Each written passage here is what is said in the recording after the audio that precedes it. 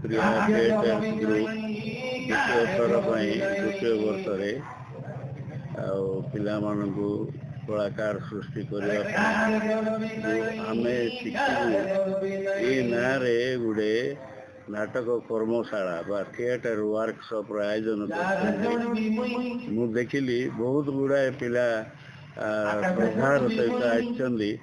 प्राय 30-40 जन आई शिखापी ये कर्मशाला करने द्वारा जो अभिनय रे बा अनुभूति रे अनेक ज्ञान पाई परिवे कलाकार माने। नमस्कार मो नाटा सिद्धार्थ पात्र मु प्लेफेटर ग्रुप संपादक अच्छी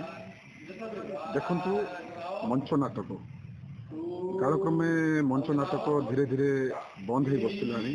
से मंच नाटक को आम प्रिया थिएटर ग्रुप आज पर्यंत बंचेकी रखी विभिन्न जगह को मध्य मंच नाटक करने जाऊ तो आमर गत वर्ष तो आम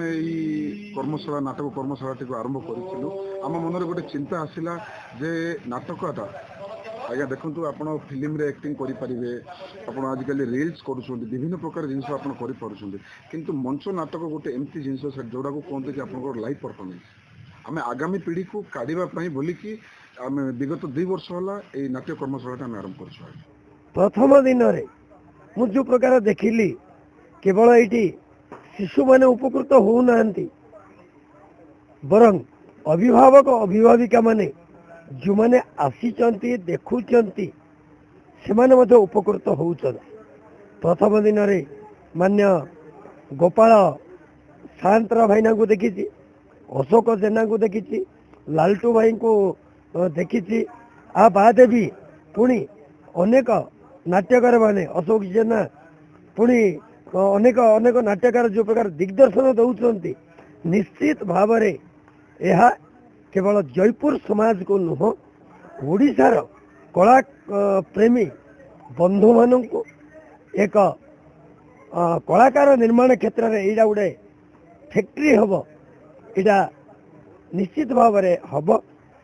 पिला माने भारी अनुकरण प्रिय नाटक कहला माने अनुकरण को बुझाए से मानू जो प्रकार जो पीढ़ीर पिला आम गहन आज आमर कर्मशाला थिले बहुत प्रखर बुद्धि संपन्न और स्मार्ट छुआ थिले से मानू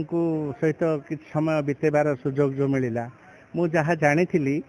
शिखेली कम मु शिखिली बहुत पिलांठू बहुत शिखिली।